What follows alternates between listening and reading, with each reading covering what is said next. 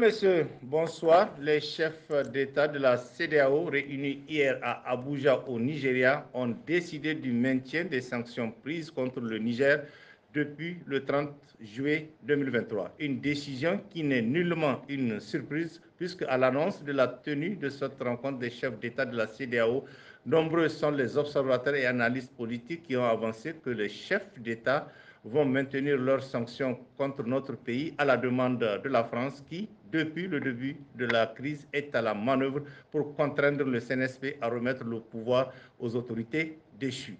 Un scénario quasi impossible, indiquent les mêmes observateurs. Maintien des sanctions de la CEDEAO contre le Niger, quelle sera la posture du CNSP? C'est le thème de notre débat du jour où nous avons convié plusieurs acteurs de la vie politique nationale pour débattre du sujet. Et comme invité sur ce plateau, nous recevons M. Hamma Hamadou, acteur politique. M. Tamboura Issoufou, acteur politique. M. Ibrahim Bana, activiste politique. Et enfin, M. Nou Arjika, acteur de la société civile.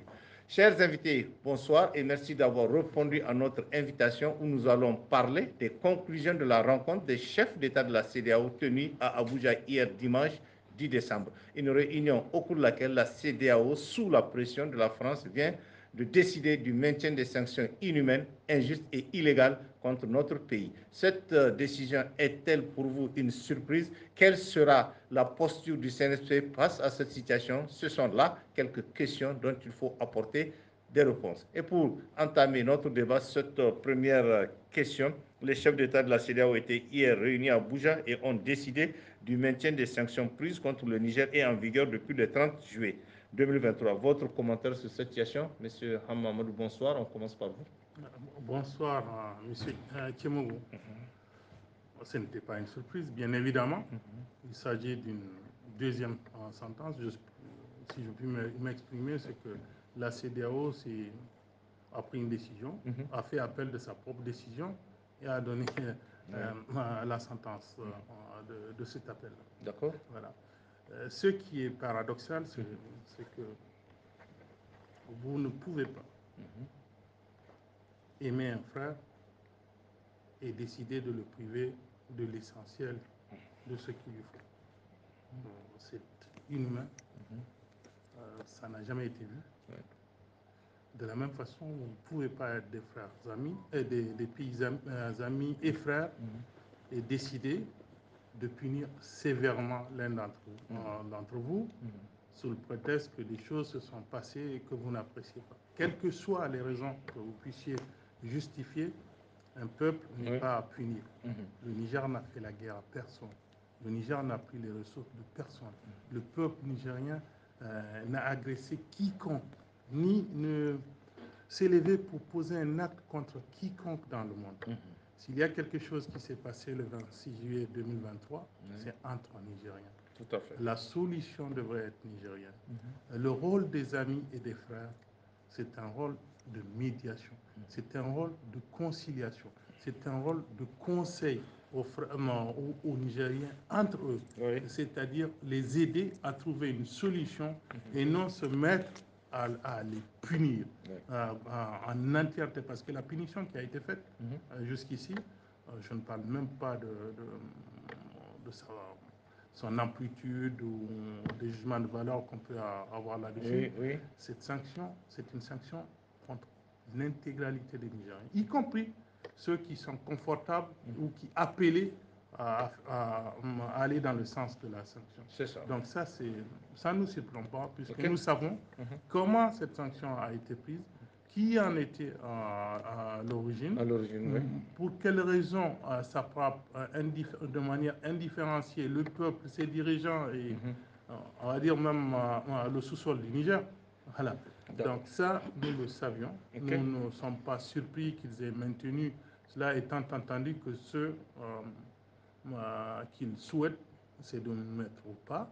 Mais nous sommes une nation qui a sa fierté, une nation qui a son courage et sa détermination et qui a décidé que désormais, elle aura ses choix stratégiques sans corruption, sans que quiconque puisse affecter sa décision, sans que quiconque, à moins qu'on ne soit le peuple du Niger, ne puisse donc jouer quelque influence sur les décisions souveraines que notre nation aura à prendre dans les jours et années à venir, avec bien évidemment l'amitié d'un certain nombre de pays voisins ou à travers le monde. Je pense que c'est ce qu'on peut dire, la première lecture qui me vient à l'esprit sur ce qui s'est passé. En tout cas, pour moi, il n'y avait aucune surprise dans cela.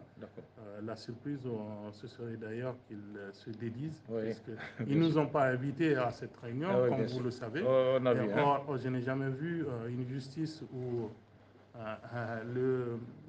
l'accusé n'est pas présent, mais vous avez des avocats là, accusateurs, vous avez des procureurs, vous avez des magistrats qui prennent une décision contre cette personne par coutumance, sans même avoir, je dirais, la politesse de transmettre à ses avocats le document pour leur permettant au moins, eux et avocats, de présenter un moyen de défense. C'est ça.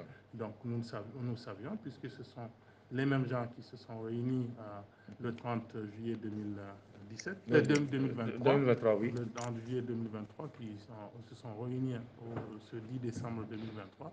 Donc ces gens, nous savions qu'il y avait peu de chances qu'ils reviennent par eux-mêmes sur leur décision qui visait des intérêts autres que les intérêts de la communauté. Nous le savons tous. Toutes les personnes qui ont pris part à une telle décision sont là dans des agendas, soit qui leur sont propres pour les agendas de leur pays, soit sur des agendas qui leur sont dictés par des intérêts extérieurs à la communauté, mais surtout pas pour des intérêts communs au peuple de la CEDEAO. D'accord. Ça, c'est clair.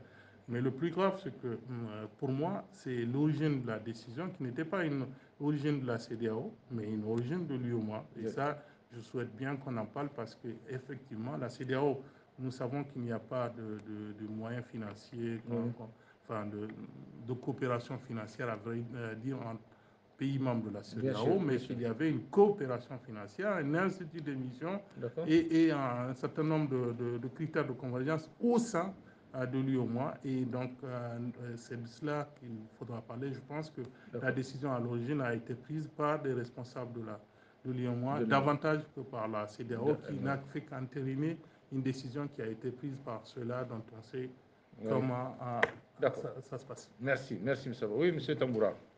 Merci, M. Abdoulaye Kemogo, de m'avoir encore une fois de plus invité. Moi, par contre, moi, j'ai été vraiment surpris. Ah oui? D'accord. Moi, j'ai été surpris. Donc, que cette décision-là soit encore ramenée. Parce que la CEDEAO, c'est une CEDEAO des peuples. Et qui souffre dans cette affaire, et on l'a dit à une reprise, bien sûr, à un moment donné, il y avait les organisations humanitaires donc, qui avaient fait des propositions, mais bon, on a refusé parce qu'il faut s'en méfier. Il y avait l'épée, n'est-ce pas, de la force d'attente qui était et autres. Donc, il faut qu'on soit vigilant. On a rejeté ça. Bon, quand même, le Niger a pu tenir. Oui, bien sûr. Donc, ça veut dire que leur sanction n'a pas eu l'effet qu'ils cherchaient. L'effet escompté. Hein? Escompté. Donc, pour moi, c'est facteur CEDEAO des peuples. Leur sanction, après 4 mois, ça n'a pas atteint leur objectif fixé. Oui. Donc, pour moi, voilà. Mais ils allaient revenir dessus et puis dire, bon, on ouvre comme les autres pays qui sont dans le même cas. D'accord. Mais, comme l'a dit encore, pour moi, la CEDEAO fonctionne comme un syndicat. C'est-à-dire qu'un syndicat de chefs d'État, et l'objectif du syndicat, c'est la défense des intérêts matériels et moraux de ses membres. Et comme c'est un syndicat des chefs d'État, Bon, vous voyez, Oui. donc ils défendent un de leurs membres qui est définitivement déchu. Parce que pourquoi? Ils n'ont même pas tenu compte du peuple. Le peuple soutient. Le peuple est prêt à aller le plus loin possible.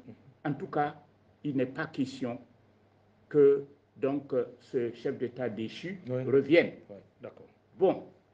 Parce que là, on l'a vu, hein, c'est la principale demande de la CEDEAO. Il faut coûte que coûte ramener l'ancien président. Et puis, il y a encore une deuxième conséquence, puisque on a dit que c'est un syndicat, ils ont tous la peur bleue des coups d'État. Ah, ok.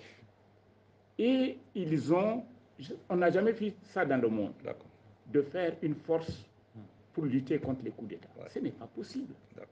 C'est de l'utopie. C'est une décision utopique qui ne peut jamais être mise en œuvre. La seule manière de lutter contre les coups d'État, il faut faire une bonne gestion conformément aux lois et règlements. La bonne gouvernance. La bonne gouvernance.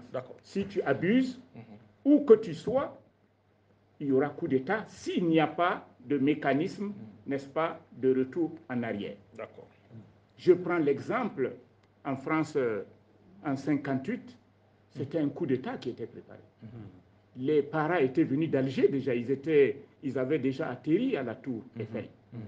Bon, les forces politiques étaient au courant, ils ont appelé De Gaulle et ils ont trouvé une voie qui va faire le minimum de dégâts possible au peuple français.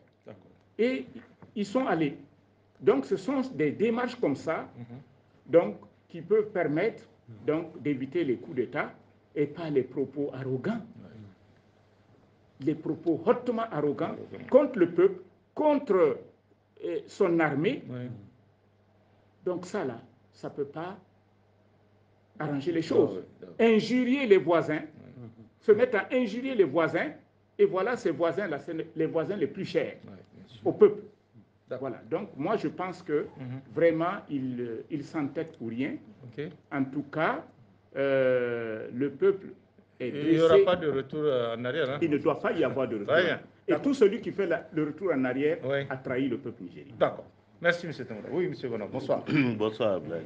Donc pour moi, je rejoins un peu l'analyse de mon frère Amma. Oui, d'accord. Ce n'est pas une surprise. Effectivement, la surprise aurait été qu'il se ravise et qu'il revienne sur le droit chemin, celui des textes qui ont donné naissance à la CEDEAO à l'UEMOA. Moi, par contre, c'est qu'il y a eu quelques évolutions entre les deux sommets. Parce qu'à ce sommet, on ne parle plus de rétablir Bazoum dans ses fonctions. On ne parle plus de tentative de coup d'État, parce qu'on parle quand même de transition. Ça veut dire que de facto, on reconnaît qu'il y a une interruption de pouvoir. Donc déjà, du processus, je pense que ces petites avancées, du point de vue de la CEDEAO dans son langage, peut-être c'est plus perçu par ceux qui ont décidé de se mettre à l'étranger pour nous combattre comme une petite défaite. Mais ce n'est pas une victoire pour le peuple nigérien, parce que nous n'attendons pas que ce soit le sommet de la CEDEAO qui reconnaisse des autorités qui ont quand même une légitimité depuis le 26 juillet. Donc pour nous, on n'est pas surpris parce que nous savions d'où venaient les injonctions qui ont présidé à la prise de ces sanctions. On sait que c'est la France et que la France continue toujours à instrumentaliser la CEDEAO. Par contre, ce que le grand frère a dit qui est hyper important, c'est que lors de l'autre sommet, le premier sommet où les du 30, il y a eu un couplage du sommet de la CEDEAO et de l'UEMOA. Cette fois-ci, comme pour ce n'est pas une surprise, comme on savait qu'ils allaient maintenir les sanctions, ils n'ont même pas tenu à réunir les chefs d'État de l'UEMOA pour analyser. Tout le monde sait qu'aujourd'hui, l'une des sanctions les plus iniques, c'est sur le plan financier, l'étouffement financier de notre pays. Et cela viole de manière claire et le préambule et les différents articles du corps du traité révisé de l'UEMOA et qui normalement, en soi, ça doit entraîner le refus de notre pays de participer à cette union monétaire. Parce que nos pays ont librement choisi d'adhérer à l'UEMOA et même à la CEDEAO, c'est d'abord avec quelques certitudes et la volonté de parvenir à une union, d'abord pour l'UEMOA, une union monétaire qui permette à nos pays différents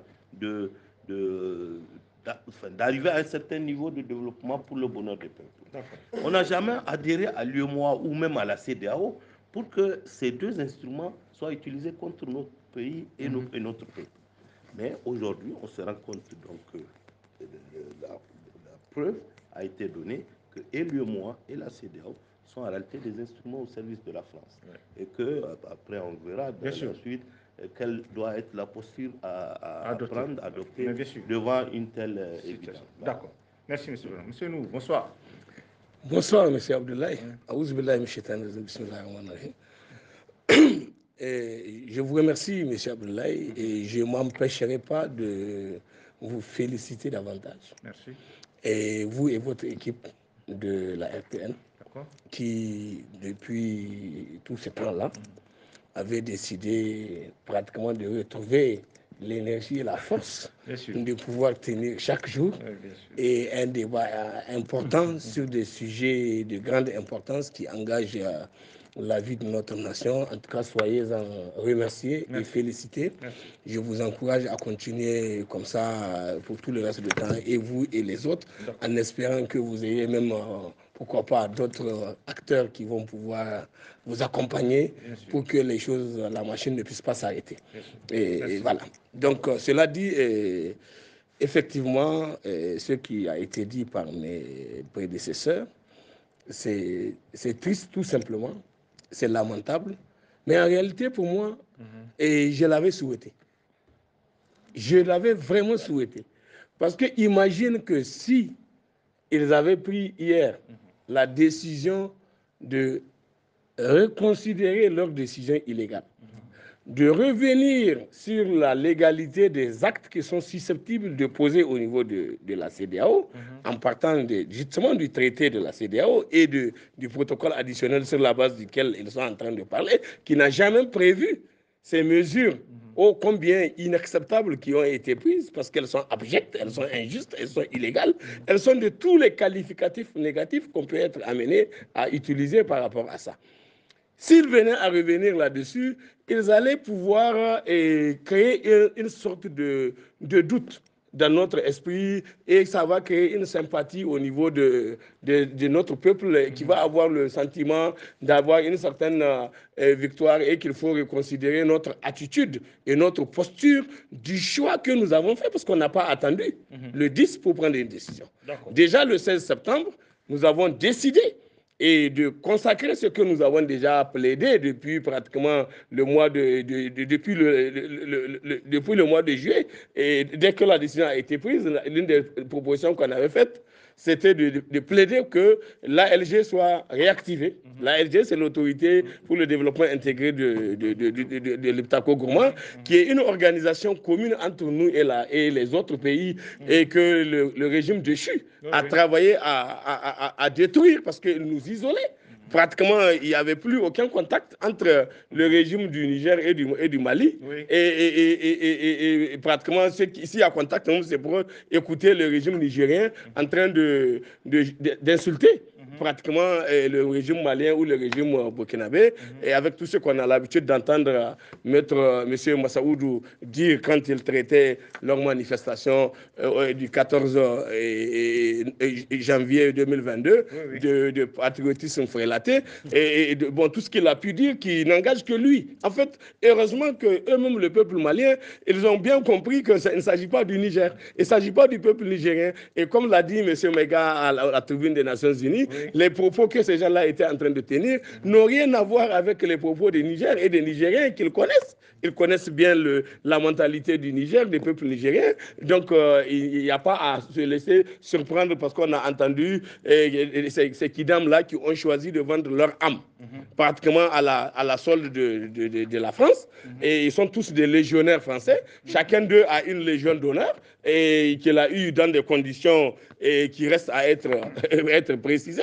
Et on sait que cette légion d'honneur-là, si la France vous la donne, ça veut dire que vous avez rendu un service éminent à la France ou vous êtes en voie de le rendre. C'est ça la réalité. Donc, et maintenant, pour ce qui a été fait au niveau de la CEDEAO, ce qui est important la journée d'hier, ou avant même, c'est de constater que la CEDEAO elle-même a révélé grandeur nature, qu'elle reste une institution qui est en train de se dévoyer, non seulement de ce qu'elle est censée être, mais une institution voyou. C'est ça en fait.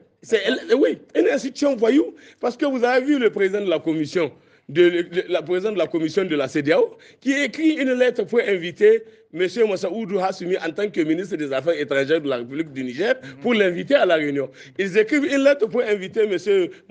Bazoum Mohamed en tant que président de la République du Niger pour venir à cette rencontre-là. Tout en sachant, ça veut dire que voilà des gens qui sont véritablement malades, qui sont atteints du déni de la réalité, qui ne sont pas capables de se rendre compte de la réalité de comment les choses sont en train d'évoluer, comment les choses sont, mais ils n'ont pas leur place pour gérer nos organisations.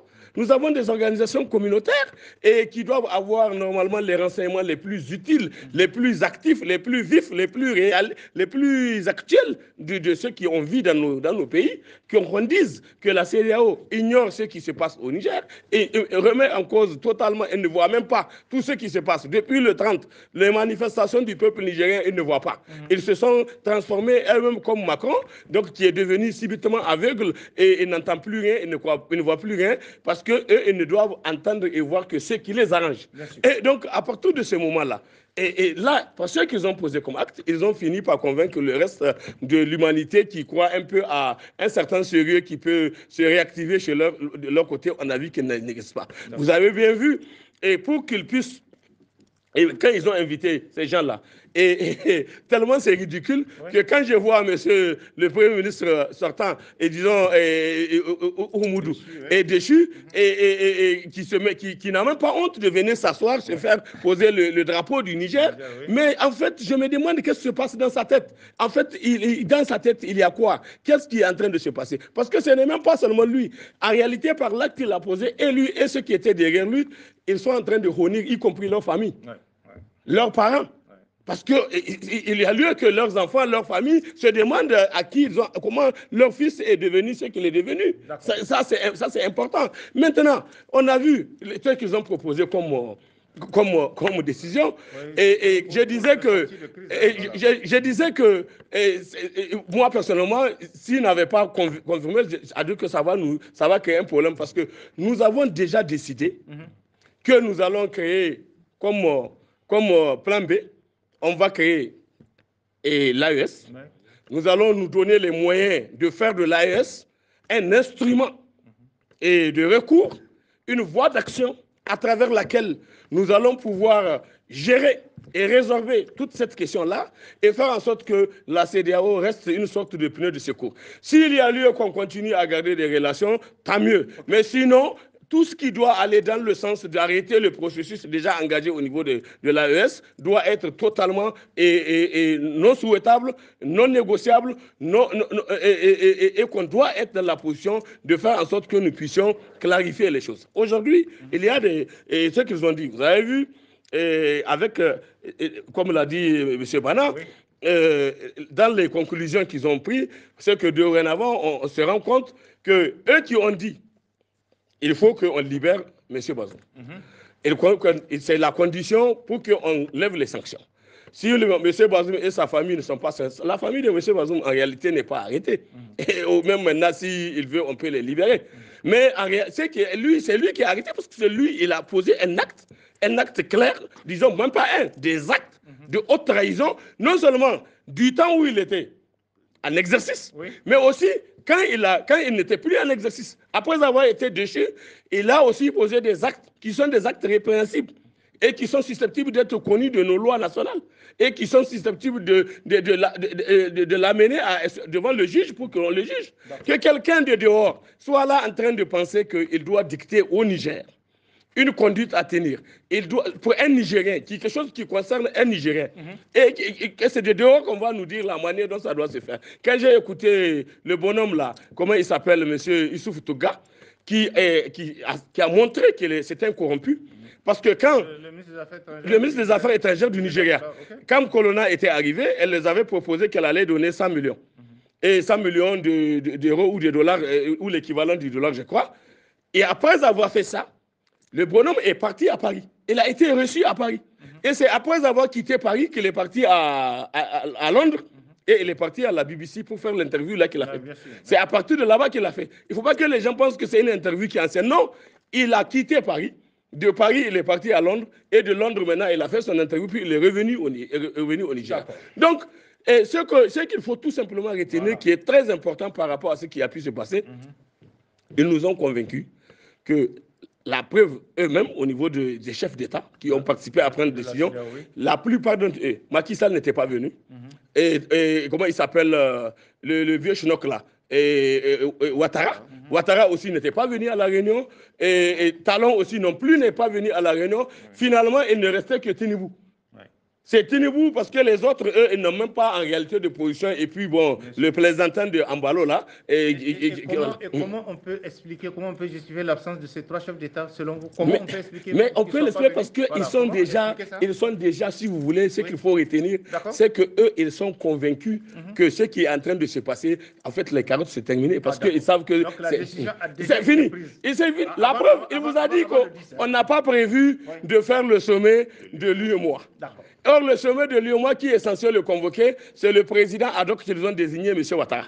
Et c'est lui qui devait le convoquer pour que, si on doit prendre les décisions qui préoccupent le Niger, c'est que là, on doit prévoir qu'il y aura un sommet extraordinaire de l'UEMOA en prélude à cette rencontre de la CEDEAO. Et ils n'ont pas prévu de le faire. Et donc, par conséquent, ils savaient qu'ils n'avaient pas besoin d'être là-bas, parce que c'est quand ils seront là-bas qu'on peut les contraindre à tenir la réunion de l'UEMOA et à les amener à prendre la décision pour reconsidérer ça. Donc c'est une approche, c'est une stratégie, parce que vous savez, l'invité surprise de la rencontre là, c'est les États-Unis. Ah oui? Et oui, c'est les États-Unis qui avaient décidé de se joindre à la réunion, de s'inviter à la réunion pour être dans la posture de leur dire arrêtez votre massacre. Vous continuez à dire que c'est comment on appelle ça, c'est une tentative de coup d'État au Niger, alors que pour nous avons considéré que cette attitude, c'est une attitude de plaisantin, c'est une forme de plaisanterie de mauvais goût. Nous avons décidé que le coup d'État est acté. Maintenant, nous voulons passer à l'étape suivante. L'étape suivante, c'est qu'il faut acter le coup d'État pour considérer qu'on puisse maintenant reconnaître les autorités de fait qui sont à Niamey et accepter de discuter avec elles pour voir la perspective de comment aller vers ce qu'ils appellent le retour à l'ordre constitutionnel normal. Et pour ça, il faut maintenant commencer à parler de la discussion sur ce que doit être la feuille de route de la transition. Or, ça, c'est leur vision. Mais nous, au niveau du peuple nigérien, mais on a réglé ça déjà. Au niveau du peuple nigérien, ça c'est ma conviction. Je ne suis pas fondé à parler au nom de tout le peuple nigérien, mais je considère que le peuple nigérien reste solidaire de ce que je suis en train de dire, de ce que je vais dire. C'est qu'il n'appartient pas à quelqu'un de dehors de nous fixer la conduite à tenir, de nous dire voilà la façon dont nous devons faire, que notre transition va se passer de cette façon. Ça c'est terminé ça. On pouvait l'accepter si on était dans leur giron. Maintenant, nous ne sommes plus dans leur giron. Nous allons prendre la décision qui correspond, mais il ne m'appartient pas aussi de l'annoncer. Je pense que, comme vous l'avez dit, les autorités de la transition qui est là, qui sont là, notamment les membres du CNSP, c'est avec tout le concours des analyses qui sont en train d'être faites, ça et là, par les uns et les autres, auront à prendre la décision qui correspond à la bonne conduite à prendre et par rapport à la décision de la CEDEAO. Merci. On va avancer. Que doit faire en ce moment le CNSP face à cette situation? Puisqu'on l'a vu, ce qui est fait est fait. Donc voilà, qu'est-ce que maintenant le CNSP doit faire par rapport à cette situation? Quelle sera la posture? À mon avis, on est dans deux cas de figure. D'accord. D'abord, il y a des relations économiques et il y a des relations diplomatiques. Aujourd'hui, nous avons des relations économiques et des relations diplomatiques toxiques. D'accord. Avec un certain nombre de partenaires. D'accord. Ou de pays. Il nous faut en sortir. OK. Il faut mettre fin à ces relations toxiques. Et il nous faut certainement une coopération plus équitable, plus juste, pour pouvoir nous en sortir. Et plus équilibrée avec qui que ce soit. Tout celui qui souhaite collaborer avec le Niger, coopérer avec le Niger, il doit le faire dans un esprit équitable et équilibré. Équilibré et je dirais un esprit respectueux du peuple du Niger, des valeurs du peuple du Niger. Donc ça, c'est si important. Pour nous en sortir, nous savons que c'est toujours difficile de sortir d'une relation toxique. Même lorsque c'est entre deux individus simplement, une relation, voilà, à plus forte raison entre des États et des peuples. Pour sortir d'une relation toxique, il faut beaucoup de courage, il faut beaucoup de détermination et il faut beaucoup d'organisation. Mais sortir d'une relation toxique est nécessaire pour pouvoir libérer son propre potentiel.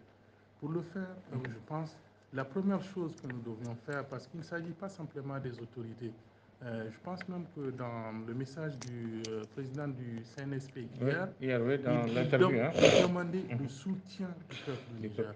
Quel que soit leur courage, quelle que soit leur détermination, s'ils n'ont pas l'appui du peuple du Niger, la tâche va être difficile, quelle que soit l'action qu'ils vont entreprendre, parce qu'il y aura des courants contraires qui vont affecter le résultat final. Or, on a besoin ici de l'ensemble des Nigériens, notamment d'un certain nombre de responsables politiques. Parce que quand on est dans responsable politique, il faut noter qu'il y a un responsable.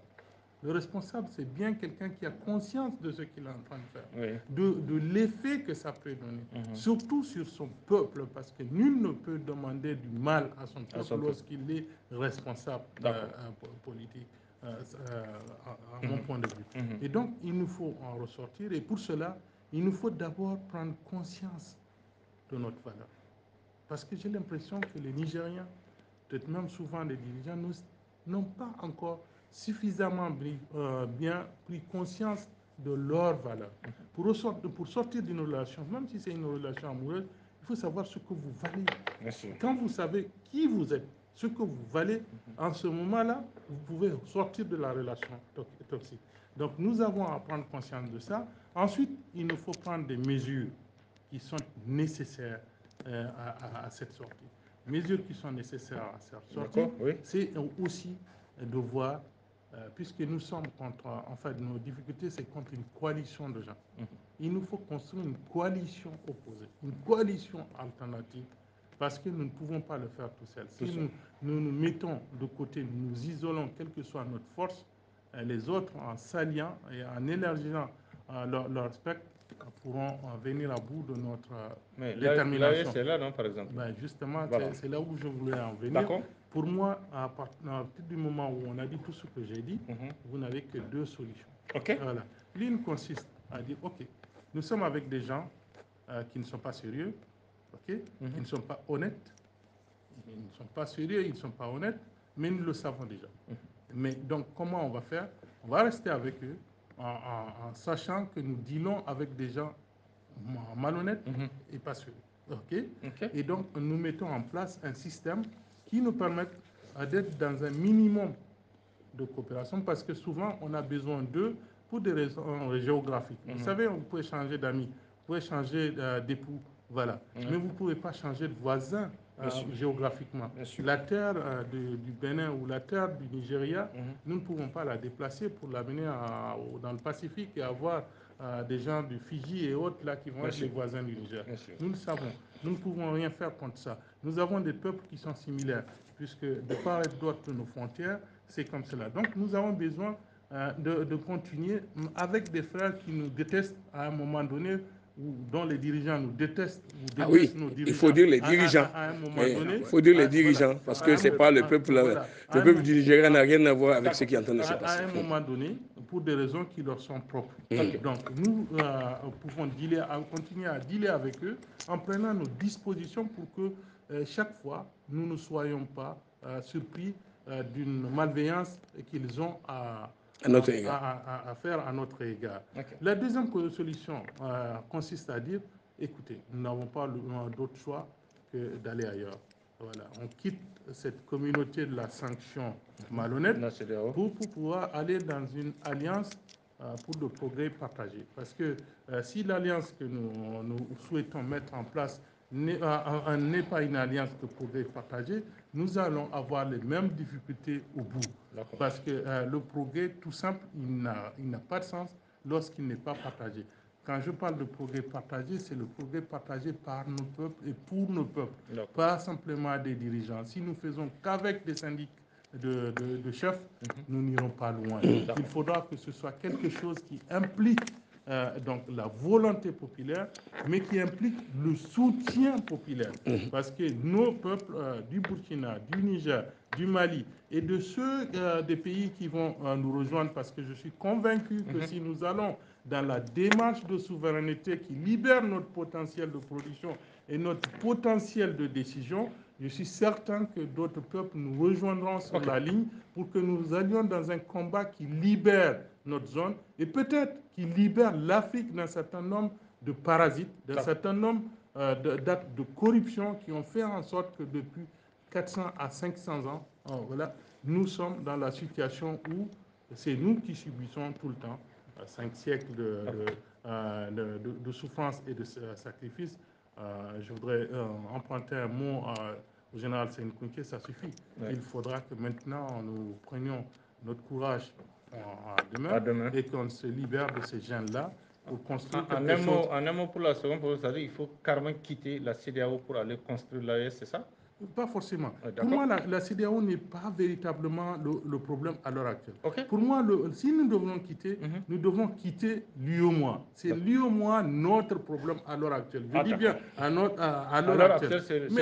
Mais si quitter l'UEMOA est impossible sans passer par quitter la CEDEAO, je n'ai aucune difficulté à partir du moment où on l'a réfléchi et qu'on a pris les mesures nécessaires pour que ça ne nous pose pas plus de difficultés que ça n'était avant. Il ne faut pas que la solution soit plus douloureuse pour les peuples que n'était le problème avant. Donc, mais pour moi, ça ne devrait pas être une grosse difficulté de nous libérer du joug d'un certain nombre de personnes dans l'UEMOA pour construire une alliance du progrès partagé entre nos peuples et entre nos États. D'accord. Merci, monsieur. Merci pour ces explications. Oui, monsieur Tamboura. Que doit faire le CNSP face à cette situation? Quelle sera la posture qu'il doit adopter? Mais il n'a qu'une seule posture. Laquelle? La posture qu'elle a adoptée, déjà, c'est tous les trois, c'est des militaires. Oui, bien sûr. Vous croyez qu'une balle qui est partie va revenir? Non. Déjà, c'est parti. C'est parti, oui. D'accord. Donc, il faut continuer. D'accord. Et cela rejoint un peu la vision de Hama. OK. Parce que, effectivement, les affaires avec l'UEMOA sont plus pernicieuses. Oui, compliqué. Voilà. Bon. Mais aussi, ce qui vraiment est ridicule, c'est qu'il continue à agiter l'épouvantail de la force d'intervention. Ah oui. Et ça, ils sont ridicules. Voilà un coup d'État qui a fait pratiquement sans effusion de sang. Et maintenant, il parle d'une force. Mais la force, vous croyez qu'elle peut gagner les forces nigériennes? Non. Dans le monde, aucun pays n'a attaqué un autre et le gagné. Les États-Unis savent ça plus que tout le monde. Bien sûr. On l'a vu, hein? Voilà, la France l'a su en Indochine. Les gars sont battus aux mains nues. Donc voilà des individus, soi-disant chefs d'État, il faut les couper de leur peuple. Eux, c'est un syndicat, c'est leur intérêt qui compte. Donc, vous voyez qu'un coup d'État qui s'est passé sans effusion de sang, et ils veulent faire de l'effusion de sang. Ils veulent tuer leurs compatriotes, les soldats de chez eux, pour remettre un homme, un seul, qui n'est pratiquement même pas sanctionné actuellement. Donc vraiment, je trouve ça ridicule. ridicule. D'accord. Voilà. Donc, pour moi, le chemin est déjà pris. Tracé. Il faut continuer. C'est le salut même. Ouais. C'est le salut même. Parce que s'il y a des pays qui peuvent aller ensemble, c'est justement les trois. Les trois pays. D'accord. Mali, Niger. Tous les unis. Et d'ailleurs, quand le blanc était venu en Afrique, au Sénégal, ils étaient installés depuis longtemps. Mais c'est du Sénégal qu'ils ont pénétré. Voilà. Donc, quand ils ont conquis le Sénégal et qu'ils ont pris la pénétration, ils ont créé la colonie du Haut-Sénégal-Niger. Le Haut-Sénégal-Niger. Ça, vous l'avez rappelé la dernière fois. Voilà. Et ils ont déplacé la capitale pour aller à Bamako. Et quand la mission Voulé Chanoine a atteint là où elle a atteint, mais j'ai dit ou quelque chose de ça, dans Kori. Oui, voilà. Bon. Donc après, ils ont créé la Haute-Volta, ils l'ont sorti, et le Niger. D'accord. Donc vraiment, ça c'est un. Deuxièmement, si vous voulez l'espace physique, vous partez du Mali jusqu'au Niger, ce sont les mêmes arbres. Oui, bien sûr. Ce sont les mêmes climats. D'accord. Donc, si tu prends la religion, oui, tous les trois pays sont à majorité islamique. 90% le Mali, 61% le Burkina et 99% le Niger. D'accord. Donc moi, je pense que c'est comme c'est Dieu qui a mené, c'est la voie. À suivre. Voilà, c'est la voie et il faut quitter la CEDEAO. Le franc CFA. Ah, le franc CFA, l'UMOA. Ça, c'est urgent. Il faut quitter le franc CFA. D'accord. C'est ça le moyen de domination. On l'a expliqué beaucoup. Tout le monde a compris. D'accord. Voilà, moi, c'est comme ça que je vois. Merci, M. Toumbra. Oui, M. Bana. Merci, Ablaï. En fait, pour voir, avant d'arriver à la posture, il faut analyser un peu ce qui s'est passé hier. Vous voyez, dans le rapport déjà de la réunion des ministres, ensuite la réunion des chefs d'État, ils ont déjà déploré le fait que des pays comme le Mali, le Burkina nous aident à supporter ou à contourner certaines sanctions. Mais ils n'ont jamais évoqué le cas du Bénin, par exemple, qui a accepté, parce que nous avons reçu un courrier des autorités béninoises qui ont dit non, les sanctions ne concernent pas le pipeline.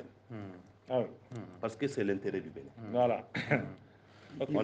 Ils ont évoqué aussi le Togo. Oui, ils ont évoqué le Togo aussi pour les transferts de fonds. Donc, pour montrer que ces gens, ils ne sont pas sérieux et qu'il n'y a plus de raison que le Niger continue à appartenir à ces organisations. J'ai dit, vous prenez le préambule des traités, des deux traités, il n'y a plus un avantage que le Niger puise dans une appartenance à ces deux organisations. La CEDEAO et l'UMOA. Et l'UMOA. D'accord. Et comme l'a dit le grand frère Hamamoud, aujourd'hui, les sanctions qui pèsent le plus sur le Niger, ce sont les sanctions qui nous sont imposées par l'UMOA. D'accord. Et on doit se dire que si on maintient le statu quo, dans quelques mois, ils parviendront à asphyxier économiquement notre pays. Parce qu'il faut rappeler que même les efforts que le Burkina et le Mali ont fait pour nous aider de temps en temps à lever par leur truchement des fonds sur le marché régional, dernièrement, c'est que la Côte d'Ivoire a pris presque 2000 milliards pour que le Mali et le Burkina, pensant que ça va être une façon d'aider le Niger. On va couper de bien sûr. Donc, ces gens, ils sont animés, ils veulent, parce que la France a pris un engagement, comme je l'ai dit, lors de Catherine Colonna l'a rappelé, elle le martèle toujours, ils sont déterminés à empêcher à notre transition de réussir. Donc, lorsqu'il y a une telle volonté, ensuite, à la complicité des chefs d'État reliquats de la CEDEAO, mais nous, quel intérêt avons-nous à continuer à rester dans cette union? Nous avons des voisins comme l'Algérie, comme la Libye, comme le Tchad, avec lesquels nous ne sommes pas dans une union sous-régionale. Et pourtant, nous continuons à avoir des relations normales avec ces pays. Il y a aujourd'hui, Tinubu, il a entamé son mandat. Il lui reste à peine quelques 2 ans ou 3 ans à faire en tant que président du Nigeria. Talon est vers la fin de son second mandat. Aujourd'hui, qu'est-ce qui nous dit que demain, les présidents qui viendront continueront à être des marionnettes de la France et à continuer à asphyxier notre pays? Pour le moment, en application des articles 107 du traité de la CEDEAO, 91 du traité de l'UEMOA, révisé de l'UEMOA, notre pays, en tant qu'État souverain, doit se retirer de ces organisations. Parce que même pour l'UEMOA, on n'a pas besoin d'attendre que le Mali, le Burkina nous suivent pour lancer une monnaie. Le Niger peut être la locomotive de la création de cette monnaie qui va servir pour les 2 autres pays par après. Mais nous avons une urgence, c'est que les sanctions qui nous sont imposées sont différentes des sanctions imposées au Mali et au Burkina. Ouais, bien sûr.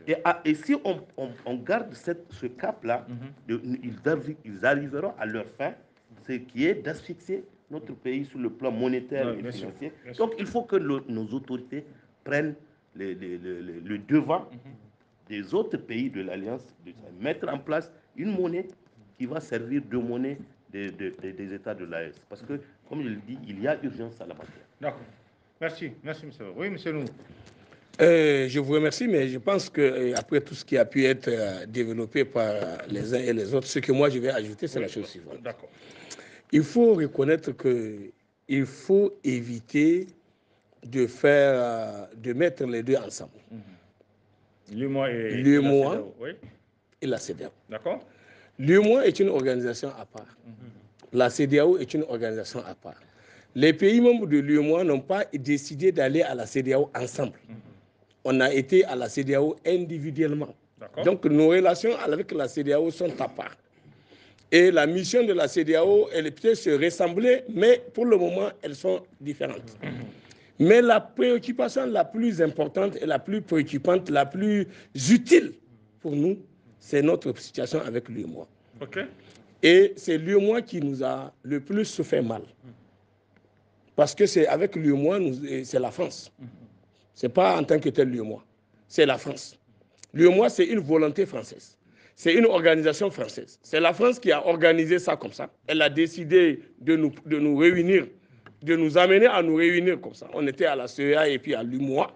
Puis ensuite, ils ont décidé à partir du 10 janvier 1994 de proposer ça. C'est une initiative de la France. Ce n'est pas notre initiative à nous, c'est la France qui a initié ça pour dire qu'il nous faut nous regrouper les 2 institutions, la CEA et puis l'UEMOA, pour faire union économique et monétaire. Donc, unir les 2 institutions en même temps. Et quand nous l'avons fait, quand ils ont proposé ça le 10 janvier 1994, la première action qu'ils ont faite pour montrer que c'est leur instrument, c'est de proposer la dévaluation du franc CFA. Et donc, le 11 janvier déjà, 1994, la France a proposé qu'il y ait la dévaluation du franc CFA. Parce que le franc CFA, c'est sa propriété. Le franc CFA, c'est sa chose. Donc, aujourd'hui, la première action que nous avons à faire, on n'a pas à prendre tout sur notre dos. Nous savons qu'avec la CEDEAO, la CEDEAO, c'est bien de décortiquer ça. À l'heure actuelle, Tinubu n'a pas 10% des gens qui sont d'accord avec lui de tout le Nigeria. Même au niveau de l'établissement du Nigeria. Donc, il ne parle qu'à son nom. Lui et Tougala. C'est eux. Eux-mêmes, ils sont corrompus. Ils sont corrompus et ils sont hypnotisés par la France. Parce que qu'est-ce qui s'est passé? Lorsque Tinubu a été déclaré élu, la France, avec la DGSE française, ils se sont mis en rapport. Ils avaient déjà des liens avec les autres services de renseignement dans le monde. Ils ont pris Tinubu. Ils l'ont amené en France. Ils l'ont travaillé, ils l'ont montré tous les documents qui parlent de sa vie lui-même pour le chanter. Et de lui dire à partir de là, qu'est-ce qu'ils veulent de lui, qu'est-ce qu'ils attendent de lui. Une fois investi, ils veulent qu'il revienne. Il est venu, on a fait l'investiture le 29 mai. Et puis, sitôt l'investiture terminée, il a pris son avion et il est parti cette fois-ci en visite officielle en tant que président de la République fédérale du Nigeria. Pourquoi la France avait besoin de ça? La France qu'elle considère qu'elle a fini avec l'UEMOA. L'UEMOA, c'est sa chose.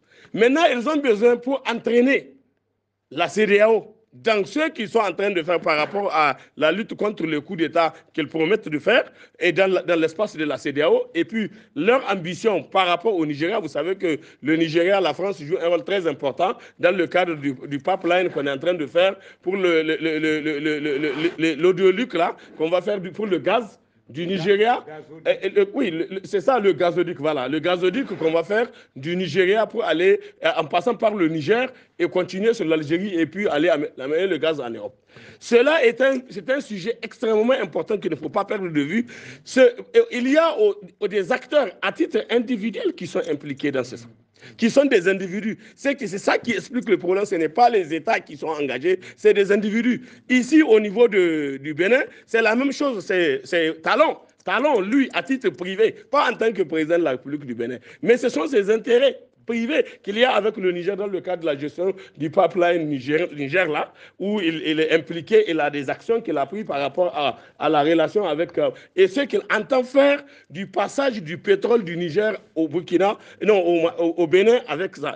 Déjà, ils envisagent de mettre en place eux-mêmes une raffinerie qu'ils veulent créer au Bénin. Ils vont faire des trucs ethniques. Et lui ou à Talon cherche à être un des acteurs de l'exploitation de ce potentiel-là. Voilà pourquoi ils pensent que pour eux, c'est uniquement avec leur complice Bazoum qu'ils pensaient que c'est avec lui seulement ils peuvent faire. Or, avant que Bazoum ne vienne à croire qu'il y a le pétrole au Niger, mais on a déjà commencé parce que ce n'est pas avec eux que ça a commencé. Le problème même du choix, c'est comme je l'ai dit, le choix de la voie du Bénin. Et au moment où on était en train de parler du pipeline, déjà en 2009-2010, c'était la voix du Bénin. Même que j'ai entendu l'autre fois, il y avait quelqu'un qui ne comprenait pas grand-chose et qui a voulu dire non, que c'est pas ça. La première discussion qui avait été faite, c'est pour parler du pipeline du Bénin. Et c'est cette voix qui nous rassure pour plusieurs choses. Pour 4 avantages qui ont été définis. Le premier avantage, c'est de fait la traversée du Niger sur la plus grande distance, ça fait 1200 km. Ensuite, les points de réchauffage, il y aura au moins 4 à 5 qui vont se faire au Niger. Ça va avantager parce que chaque point de réchauffage, il y a l'eau et il y a l'électricité. Ça peut aider les environs qui sont là. Ensuite, 3, on a le temps de former les gens, de former nos acteurs de Nigériens sur le secteur du pétrole. Et 4, c'est le fait que quand on tire le pipeline sur le Bénin, ça va ramener le pipeline jusqu'à Gaïa. Et donc, ça va valoriser le bloc de Tonfalis, qui est ici à Filengue, le bloc de Tamesna, le bloc de Tilia et Angola, et ensuite même le bloc de Mangeni. Le bloc de Mangeni, il n'y a qu'à seulement tirer pour amener sur Agadem, et donc tout est huilé. Donc le Niger, qui est un pays pétrolier sur l'ensemble du territoire, partout il y a du pétrole, il faut le savoir. Partout il y a du pétrole au Niger. Donc cet enjeu-là, même Talon ne comprend pas grand-chose, il croit que seulement c'est avec Bazoum qu'il peut arranger quelque chose là-dessus. Point.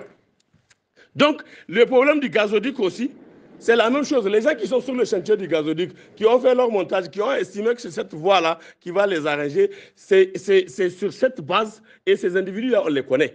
Ce sont eux qui sont là à côté de Tinibou et autres. Donc je reviens sur Tinibou. Ils ont dit à Tinibou, les Français, que si ils n'acceptent pas de faire leur jeu, voilà ce qu'ils peuvent révéler sur lui. Et si ils acceptent de faire leur jeu, ce qu'ils attendent de lui, c'est quoi? C'est d'accepter d'être le président de la conférence des chefs d'État de la CEDEAO. Première demande de la France. Et s'il devient président de la conférence des chefs d'État de la CEDEAO, pendant qu'il ne connaît rien, c'est un novice qui vient d'arriver dans la politique, qui vient d'arriver au pouvoir au Nigeria, qui ne connaît même pas comment on dirige l'État du Nigeria. À plus forte raison, la conférence des chefs d'État de la CEDEAO, à 2 mois de son investiture, on l'a fait fourguer le 9 juillet, on a dit que c'est lui le président de la conférence des chefs d'État. Et directement, ceux qui lui ont écrit, c'est de faire la déclaration qu'il va lutter contre les coups d'État en Afrique. Il va lutter contre les pays où il y a des coups d'État, le Mali. À l'époque, le Niger n'était pas engagé. Le Niger, Bazoum était à la Réunion. Donc, il ne voyait même pas que ça pouvait venir à son cas. Donc, il faisait même le zéro. Il faisait partie des gens qui sont des zélés en train de dire qu'ils vont lutter contre les coups d'État. Et voilà.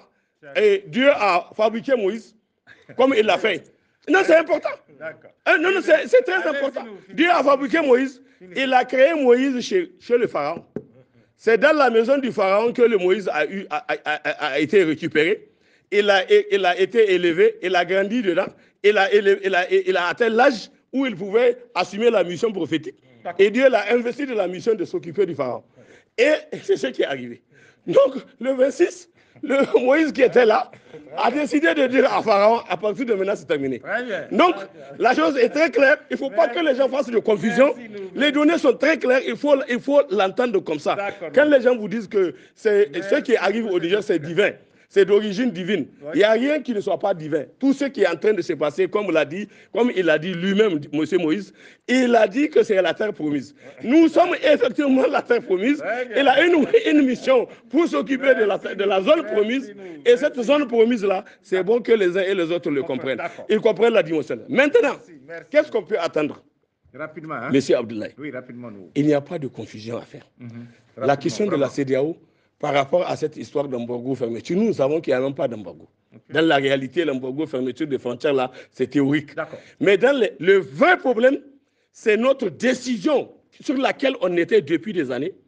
D'abord, il était question de chasser de notre territoire pour affirmer notre souveraineté et notre indépendance. Il faut chasser les forces d'occupation chez nous. Notamment françaises. On est en train de le faire. Deuxièmement, il faut régler le problème de la monnaie. C'est l'instrument d'asservissement de nos peuples.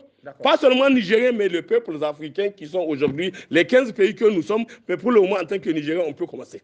Comme je suis d'accord avec mon jeune frère quand il le dit, qu'effectivement, on peut donner le signal. Mais pour le moment, on n'a plus de distorsion, M. Bana, avec le Mali et le Burkina. On a déjà fait la réunion des ministres de l'économie et on a déjà mis en place un comité des experts. Ce comité des experts est à la tâche. Il est en train de réfléchir sur comment, ce que nous voulons faire là, pour dénoncer notre appartenance à l'UEMOA, qui est une chose.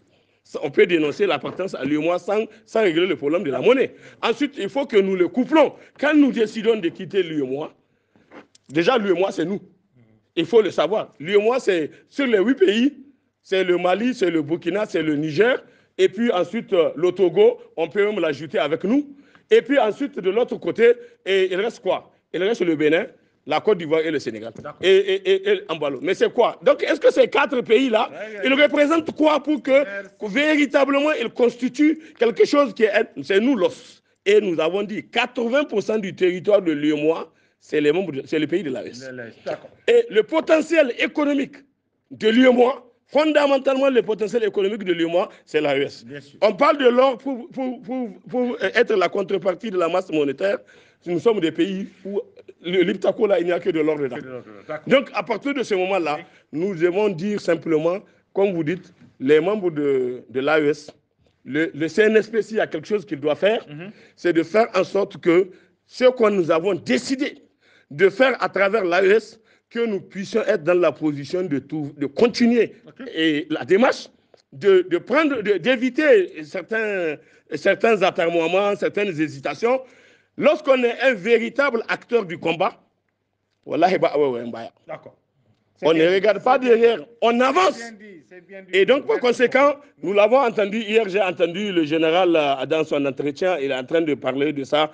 Alors, comme il a dit, que tout ce qu'il a pu dire, ceux de qui on provient, ou on vient là, et je vais parler de nos aïeux, voilà, nos aïeux ne regardent pas derrière. D'accord. Moi, je parle, je ne regarde pas derrière, je m'en fous de ce qui va sortir derrière. Parce que je suis convaincu que je vais avancer. Merci, et c'est pour ça que nous sommes convaincus que nous, on n'a pas peur d'eux. D'accord. On va décider, dans un premier temps, on règle le problème de l'UEMOA, qui fait d'une pierre 2 coups. On règle les problèmes par rapport aux autres petits pantins là. Ouattara, Ambalo, comment il s'appelle? Ambalo, c'est fini. Macky Sall, c'est fini. Talon même, il est talonné. Donc, on n'a rien rien contre les peuples de ces pays-là. Mais nous devons régler eux, leur cas. Et nous ne devons pas avoir à nous laisser chanter par eux. Merci. On n'a rien à négocier avec eux. On baisse la tête. Merci, vraiment, merci pour tes explications. Merci pour ces explications. On va avancer. Hein. Et quel comportement les populations doivent avoir maintenant devant une telle situation?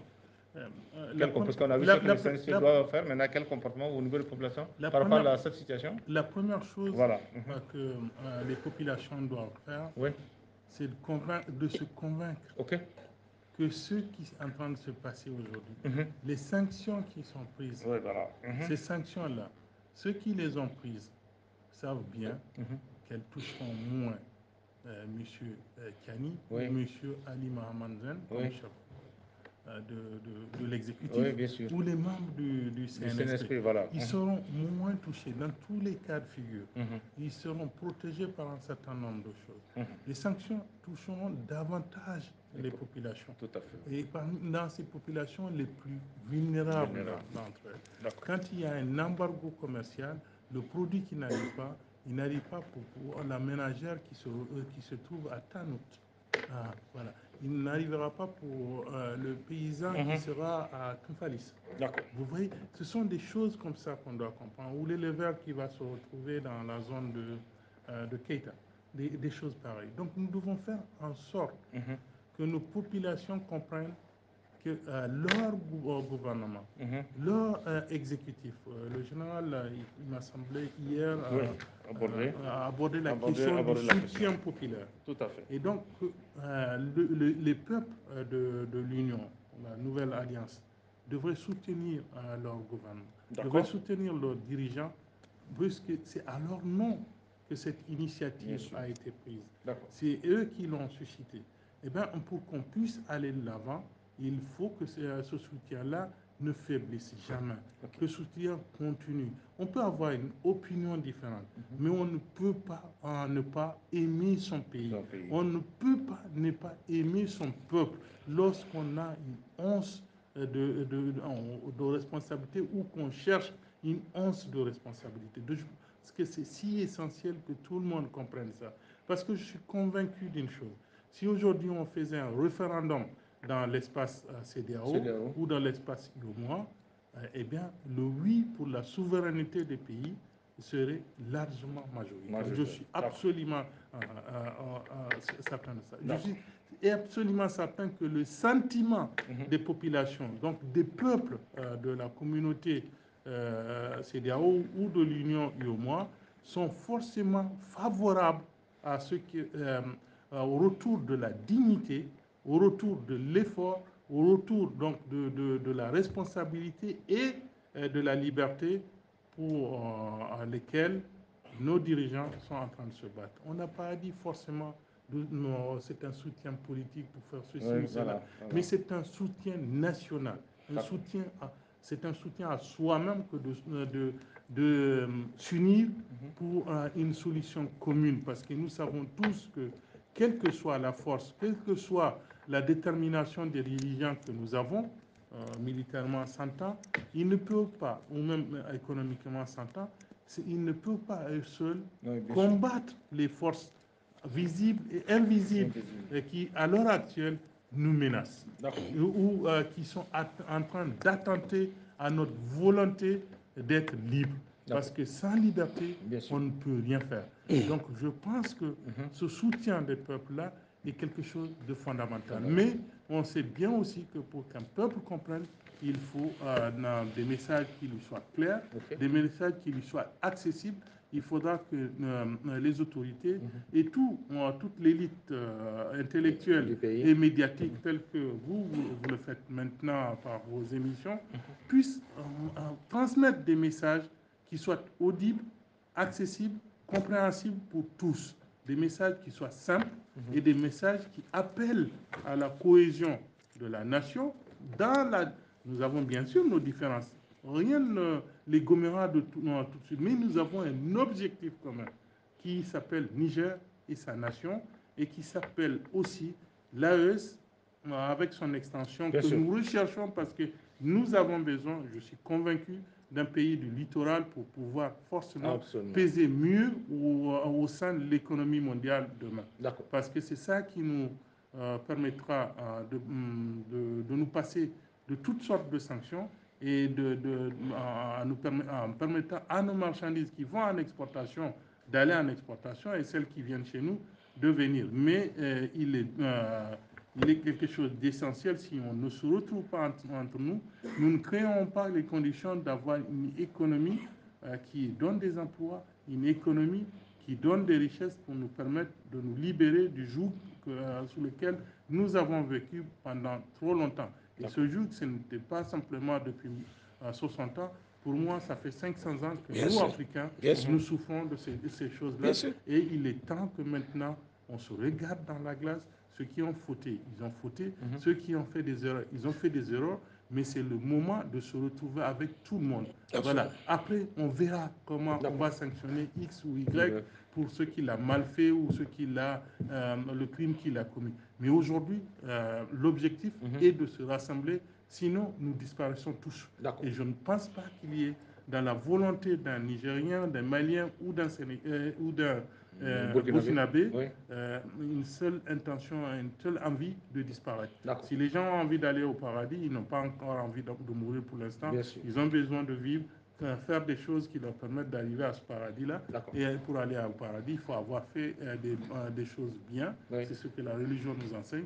Les choses bien, c'est d'abord de travailler, de produire des richesses et d'aider son prochain, de vivre en harmonie avec lui, ensuite de vénérer son créateur. Et donc, c'est comme cela que je conçois l'avenir qui devait être celui du peuple du Niger et les attentes qu'on peut avoir de ce peuple-là et des peuples frères et amis du Mali et du Burkina avec lesquels aujourd'hui nous avons une entente. D'accord. Merci, M. Oui, M. Tamboura. Oui. Est-ce que vous allez ajouter? Oui, je Quel vais comportement tout simplement on doit avoir devant une telle situation? Oui, que j'ai lu, ou du moins c'est dans les conclusions du sommet d'hier, oui, voilà, où il a été dit que les attaques terroristes se sont intensifiées. Ah oui, voilà. Depuis l'arrivée de la jeune. Et voilà. OK. Et tout le monde sait que c'est faux. C'est faux. Et les populations étaient beaucoup préoccupées par l'insécurité. Avant. Mais maintenant, il faut être prudent. Oui, bien sûr. Mais c'est presque parti. On parle de moins en moins de ça. De ça. D'accord. Et au Mali, ils ont pris Kidal. Bien Ça veut dire que les trois pays avaient le même problème. Ah oui. Et le Burkina Djibou. Voilà. Maintenant, la population. Mais la population adhère. Il n'y a personne, même ceux qui pensaient leurs militants, tout ça, ils sont avec la marche. Donc, Et ils ont tous regagné le mouvement. Voilà. Et eux, les guignols de la CEDEAO, mais ils ne peuvent même plus critiquer ça. Donc, moi, je pense que le peuple a adhéré. Et puis, le peuple est en train de payer. Ils grognent un peu, mais ils sont d'accord. Ils souffrent, ils sont d'accord. Malgré tout, oui. Donc, le chemin est tracé. D'accord. Ils ont retrouvé leur télécommande. Donc. Ils ont, voilà, ça va, même dans la souffrance. Ils ont accepté. Parce qu'ils savent que après la souffrance, c'est le bonheur. Le bonheur. Voilà. D'accord. Voilà. Donc, pour moi, je l'ai dit, ils ont pris une bonne direction pour le peuple. Il faut continuer. Là-dessus. D'accord. Merci. Oui, M. Bana.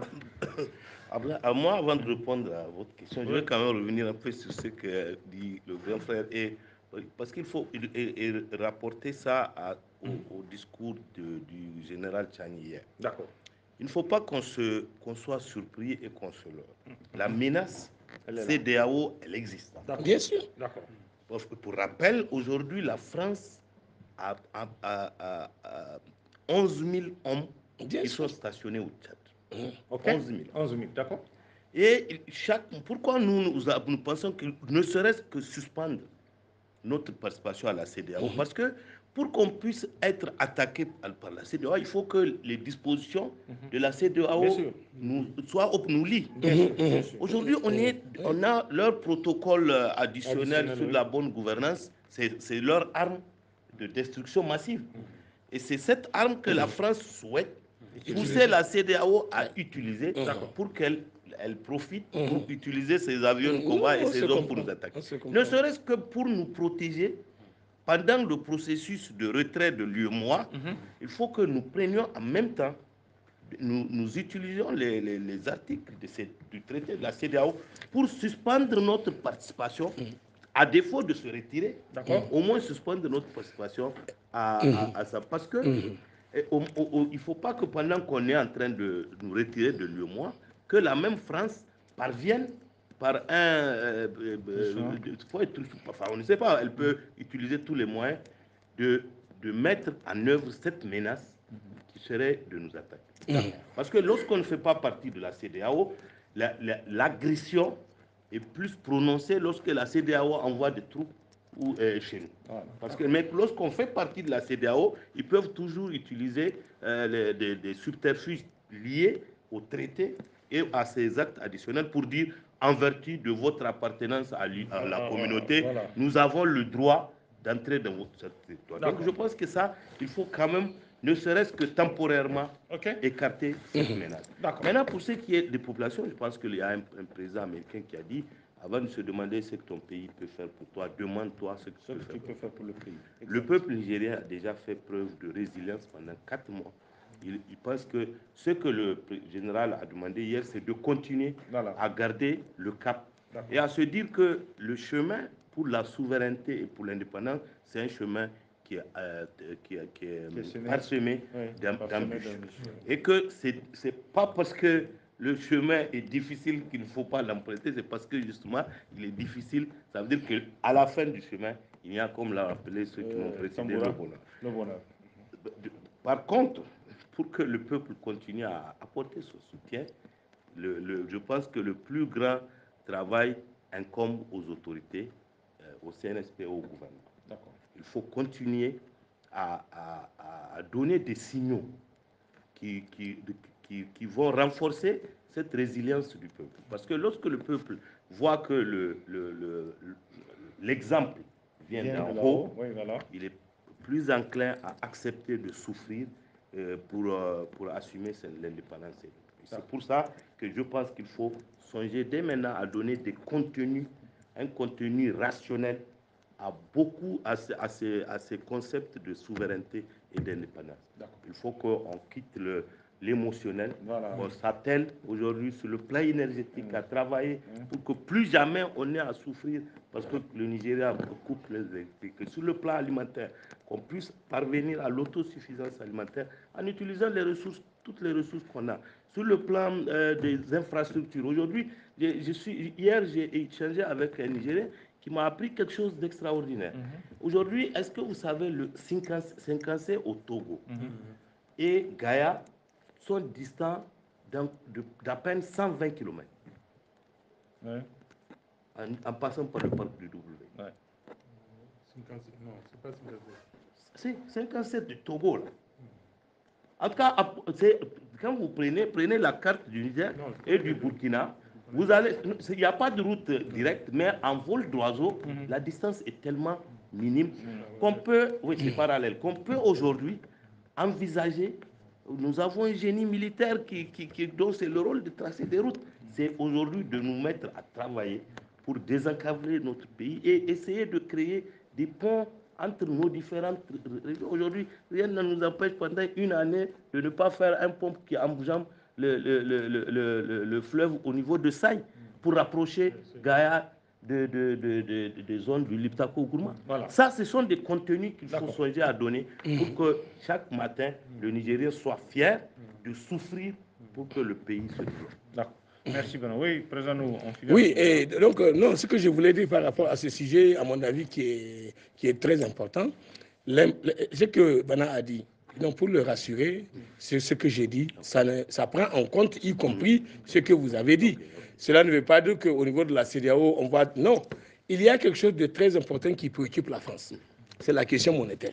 Tout ce que vous voyez là, c'est par rapport à notre volonté de dire on va tourner le dos au franc CFA, au CFA et à la question monétaire pour que nous puissions assumer et dominer notre réalité.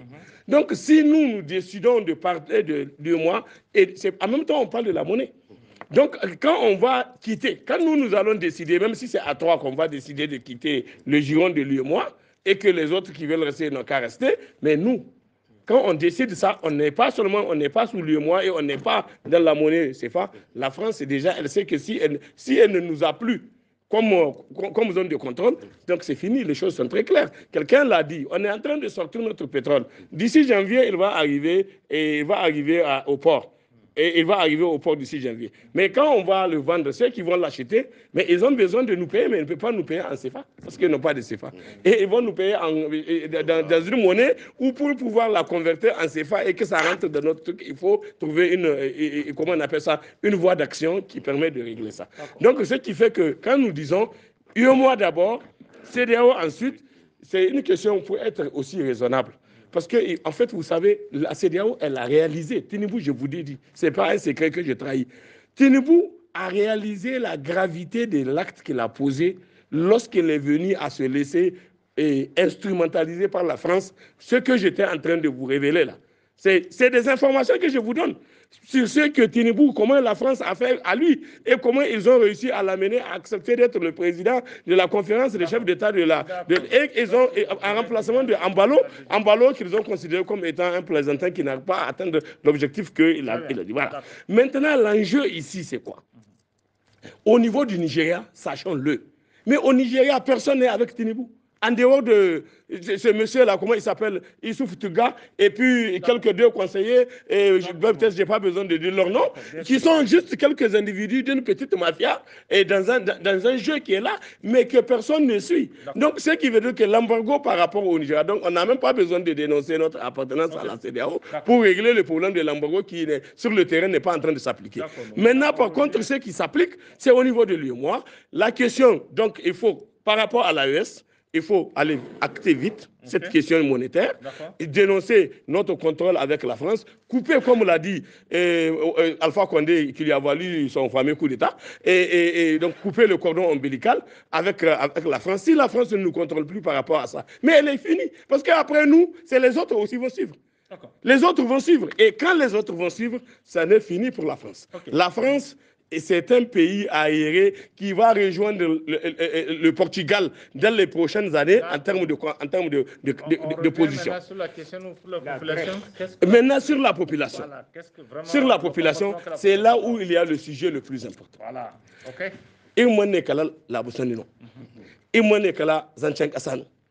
Si on dit que c'est la Boussani, l'enjeu qui nous a amené à concevoir, à conceptualiser la chose comme ça, là, c'est pour dire aux gens, il n'y a rien qui soit avant le Niger d'abord. Il n'y a rien qui soit avant la patrie d'abord. Tout autre sujet, tout autre différent, toute autre discussion, tout autre truc, on le met en arrière-plan avant de régler avec l'extérieur. Avec ce qu'il y a dehors. Ce qui nous menace, toutes les menaces extérieures, on règle ça en considérant que pour le faire, il faut la cohésion nationale, l'unité nationale, il faut rassurer les gens. Comme l'a dit Ibana, il faut rassurer les gens à travers aussi les initiatives et les actions que les gens vont poser pour qu'on sente que ce sont des gestes forts. Par exemple, avant-hier, nous étions là, on a fait, à l'occasion du débat, on a senti que l'Union européenne, voilà ce qu'elle nous a fait. Alors, sur ce plateau-là, on a dit, voilà ce qu'il faut faire. Et il faut, carrément, la loi, là, il faut... Et le lendemain, justement, ils ont suivi, ils ont pris la décision. Voilà. Et eux-mêmes, ils ont vu l'importance. Parce que dès que la décision a été prise, aujourd'hui, c'est le bras-le-bas là-bas au niveau de l'Union européenne. J'entends quelques bruits des gens, ceux qui sont les aventuriers, qui aiment aller ça. Mais ça, nous, notre objectif, mais moi, personnellement, je ne souhaite même pas voir un Nigérien à l'extérieur quelque part. Parce qu'au Niger, il y a tout à faire. Il y a tout ce qu'on veut, on a ça ici. Donc, je ne souhaite pas voir mes compatriotes aller devenir des plongeurs là-bas, ailleurs, et ils vont laver les vieilles femmes, et je ne sais pas quoi dans le truc pour pouvoir gagner leur petit service. Non, il faut qu'ils restent là où on a besoin. Et je l'ai dit avant-hier aux étudiants. J'ai dit que le combat que nous sommes en train d'envisager de faire, si nous voulons aller vers la véritable refondation de la République, affirmer notre souveraineté et notre indépendance sur nos ressources, sur nos choix de nos partenaires de coopération, il nous faut des hommes. Ce n'est pas un combat de cœur, c'est un combat de tête. C'est donc l'homme bien formé, bien éduqué, bien instruit, bien portant, qui va œuvrer dans un environnement cerné et qui va livrer son talent. Et c'est avec eux. Donc, et vous là qui êtes des étudiants, c'est à vous que je m'adresse. Parce que vous, en tant qu'étudiants, c'est vous la jeunesse. C'est vous qui avez beaucoup de choses à apprendre. Vous êtes en train d'apprendre. Donc, apprenez bien. Étudiez bien. Travaillez bien. Soyez des compétences sur lesquelles le pays peut s'asseoir. Aujourd'hui, même quand on va aller négocier, mais si tu n'as pas des acteurs qui vont négocier avec la compétence technique, mais quand tu es en face des gens qui, eux, sont des spécialistes, des experts, toi, quand on change une virgule, ils savent. les implications. Mais toi, on change même un paragraphe, tu n'es au courant de rien. Tu ne comprends pas de quoi il s'agit. Donc, l'enjeu est... Donc, pour ça, il faut qu'on sache. Maintenant, autre chose, le sacrifice. Le sacrifice, on est en train de faire. C'est vrai qu'aujourd'hui, de là où nous sommes, on est en train de parler à gauche, à droite. Il y a des réalités qui sont intangibles, qui sont des réalités que les gens vivent au quotidien, dans leur famille, dans leur foyer, dans leur village, dans leur quartier. Ces problèmes-là, il faut que nous nous donnions les moyens de savoir comment les résorber en donnant aux gens les raisons d'espérer, avec des facilités et des facilitations qu'on peut être en mesure de faire partout où il est possible, de développer des initiatives en termes de facilité pour rendre possible que les gens puissent découvrir des voies pour aller de l'avant. Il faut que le... Maintenant, comment nous allons agir? Réduire notre dépendance. Pour réduire notre dépendance sur tout ce dont on peut faire ici. Si nous pouvons produire le riz au Niger, pourquoi on va acheter le riz ailleurs? Si nous pouvons produire autre chose que nous voulons manger, vous trouvez que c'est sérieux qu'on aille au Ghana chercher comment on appelle, des tomates? Qu'on cherche des œufs au Ghana? C'est sérieux qu'on aille acheter des dattes à l'extérieur, à quelque part? Alors que c'est des milliards qu'on est en train de mettre dans ça. Si nous décidons, tout le monde a vu ce que les gens ont fait avant, ils ont cloisonné notre pays en zone pastorale et zone agricole. Maintenant, là, c'est fini. Cette loi-là, il faut l'oublier. Il faut considérer que tout le pays est pastoral et est agricole. Parce que partout, nous sommes en train de faire de l'élevage, partout, nous sommes en train de faire de l'agriculture. On peut aussi faire de l'agriculture. Dans l'Iraser, c'est parce qu'on ne veut pas faire ça. On ne veut pas travestir cette loi-là que l'Iraser n'a jamais été réalisé. Parce qu'on dit que non, l'Iraser, c'est dans la zone pastorale. On ne peut pas aller produire des choses dans la zone pastorale parce que la zone pastorale, elle est réputée être pastorale. Ça aussi, il faut arrêter ça. Nos autorités, maintenant, doivent avoir de la rigueur dans la méthode de travail. Merci.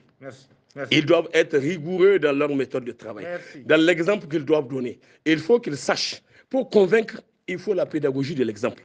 Pour convaincre, il faut être sûr que ce que nous sommes en train de dire là, ce qu'on a dit là hier, que c'était mauvais, qu'on ne puisse pas nous retrouver en train de le faire. Qu'on ne puisse pas nous retrouver en train de le protéger. Qu'on ne puisse pas nous retrouver en train d'être complices de ça. Qu'on ne puisse pas nous retrouver en train de plaider ça. C'est pour ça que c'est la Constitution suspendue. On avait clairement dit là-dedans, c'est très clair, que dans l'exercice du pouvoir d'État, des pratiques qu'on doit bannir, notamment la corruption, l'impunité, comment on appelle ça, l'impunité, on a dit, et le trafic d'influence, le blanchiment. Le trafic d'influence, c'est ça que les gens font tous les jours. Vous entendez les gens vous dire qu'on ne peut rien faire si on ne connaît personne. Mais bon Dieu, est-ce que tout le monde va connaître tout le monde? Mais c'est la République qui doit protéger les gens. C'est au nom de la République que nous sommes en train d'aller vers le 65e anniversaire de la République. Et il faut que les gens sentent qu'ils ont les raisons d'espérer qu'en vivant dans la République, ils vivent les atouts de la République et que ceux qui sont en train de dire un faux débat que j'ai entendu, les gens qui sont en train de rejeter la démocratie comme option de gouvernance. Si vous rejetez la démocratie et les élections, mais bon Dieu, vous allez vers quoi? Vous allez vers quoi? Maintenant, je termine juste avec ça pour dire qu'il faut que nous sachions éviter de jeter le bébé avec l'eau du bain. Nous savons qu'il y a des gens qui sont en train de haleter. Et sont pressés, ils ont entendu avant-hier, on a dit que on va imposer, c'est ça qu'on a dit, imposer au CNSP de faire une transition courte, c'est faux. Seul le peuple nigérien décidera de la période de transition. Même pas ce que M. Tchani a dit. Ça, quand il a dit, c'est lui, il a proposé, c'est à ce qu'il pense. C'est le cliché. Il y avait un cliché qui était là, donc il a dit au moins 3 ans. Bon, ça, c'est au peuple de décider. Et il faut que ça soit comme ça. Et le peuple, maintenant, quand il va décider de la manière dont on va aller, c'est avec toutes les conséquences aussi, des sacrifices à consentir, des actes à faire, des travaux à organiser, de tout ce que nous avons à faire. Voilà, moi, ce que je peux vous dire par rapport à ce débat. Merci, vraiment, merci pour toutes ces explications. On va vraiment s'arrêter là, puisque le temps, et on a longuement échangé sur cette question. On va s'arrêter là pour ce soir. Vraiment, merci pour votre contribution à ce débat. Merci aussi à vous, M. Kana, pour votre contribution. M. Amamoud, merci. M. Tamboura, merci vraiment pour votre contribution, en espérant se retrouver très prochainement ou régulièrement sur d'autres sujets. Merci à tous, on va s'arrêter là. Merci. Mesdames, Messieurs, c'est la fin de cette émission. Merci de l'avoir suivi et rendez-vous est pris demain pour un autre numéro du Grand Débat. Excellente soirée à tous.